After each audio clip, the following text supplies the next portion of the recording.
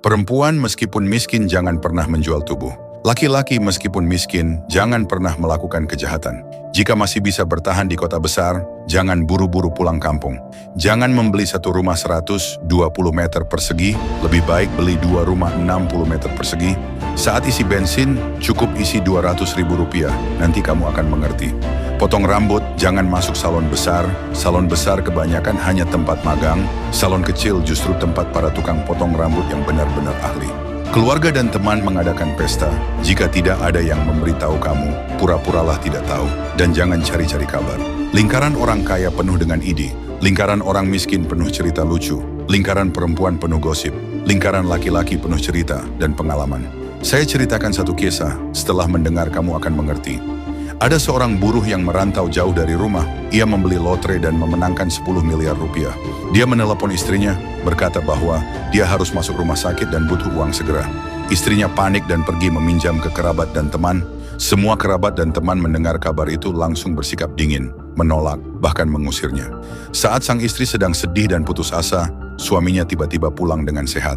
Dia berkata, "Sebenarnya aku tidak sakit, aku menang lotre 10 miliar. Tapi uang yang kusuruh kamu pinjam itu, apakah ada yang mau meminjamkan?" Istrinya menjawab, "Tidak ada satupun." Suami itu berkata, "Bagus, kali ini putus hubungan saja.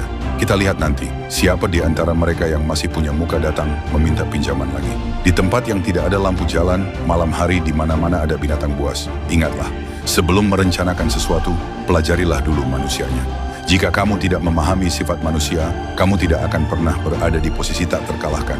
Suatu hari putri seorang pria kaya bertanya, "Ayah, menantu ayah itu di semua aspek sangat hebat. Kenapa ayah tidak mempromosikannya?" Pria kaya itu berkata, "Justru karena dia terlalu hebat, ayah khawatir kamu tidak mampu mengendalikannya. Kamu 90 kilogram, dia 60 kilogram. Mengapa dia mau menikahi kamu?" Sang ayah sangat memahami hati manusia. Karena itu dia membiarkan menantunya tetap menjadi orang biasa, supaya putrinya bisa hidup damai sepanjang hidup.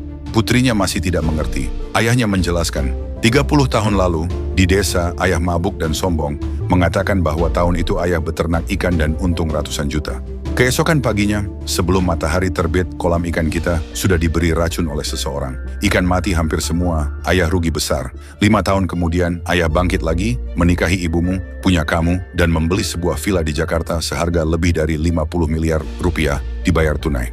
Ayah tidak memposting apapun di media sosial, bahkan tidak memberitahu kakek nenekmu. Kerabat dan teman bertanya, "Bisnis sekarang bagaimana?" Ayah selalu menjawab, "Sekarang saya bekerja untuk orang lain, gaji cuma 5 juta, keluarga saya masih ngontrak." Kerabat dan teman mendengar itu semua sangat senang di dalam hati. Barulah sang putri benar-benar tersadar. Kamu kaya akan dibenci, kamu miskin akan diremehkan. Di depan orang yang kamu kenal, jangan pamer kekayaan, itu mengundang iri dan masalah. Di depan orang asing, jangan tampil miskin, karena dunia hanya menghargai yang terlihat pantas. Ingatlah selalu, kekayaan terletak pada cara berpikir, bukan pada kerja keras fisik. Keuntungan terletak pada posisi dan strategi, bukan pada keringat semata. Karena itu kamu harus mengangkat kepala melihat jalan, bukan hanya menunduk bekerja tanpa suyasan. Di dunia ini, hal yang paling kuat bukan uang, bukan kekuasaan, melainkan sebuah pola pikir. Ada sebuah buku yang sebenarnya tidak wajib kamu baca. Tetapi jika sudah membacanya, jangan biarkan siapapun tahu bahwa kamu sedang membacanya.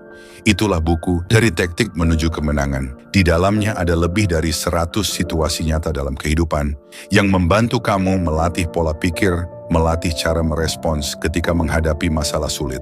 Buku ini tidak mengajarkanmu untuk menipu, tetapi mengajarkanmu memahami hati manusia agar tidak ada yang bisa memperdayaimu.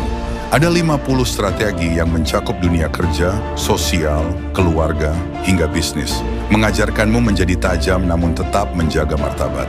Jika kamu adalah orang baik tetapi terlalu lemah hingga mudah diinjak, jika kamu tulus tetapi sering terluka, maka buku ini adalah sesuatu yang harus kamu baca setidaknya sekali seumur hidup. Sekarang sedang diskon 30%, bonus hadiah premium hanya untuk hari ini. Tekan tombol beli di bawah sebelum semuanya habis.